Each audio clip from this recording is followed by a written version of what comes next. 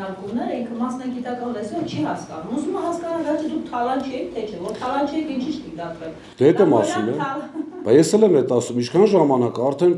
հուլիսի 21-ից մինչև այսօր անդադ ասում եմ, լավ, թիրախավորում են, ձեր ասած մտնում Facebook-ով գրում արագ-արագ, ինչի՞։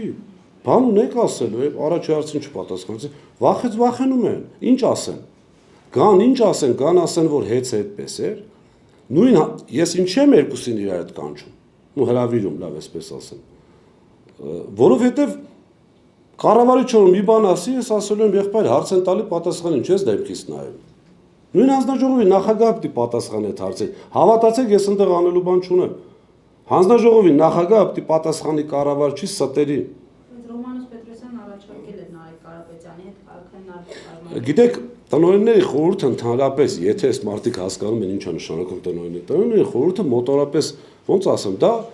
այսպես պետության մակարդակով ասած ազգային ժողովն է, սենց ասեմ։ Այսինքն այդ ռազմավարություն, չգիտեմ ինչ որ գլոբալ բան է, իսկ ով է ասել, որ որևիցե տնօրենների խորհրդի նախագահ պետք է գլխավոր տնօրենի չափ պատկերացնի։ Նախ, չգիտեմ, ես մի անգամ ասեցի,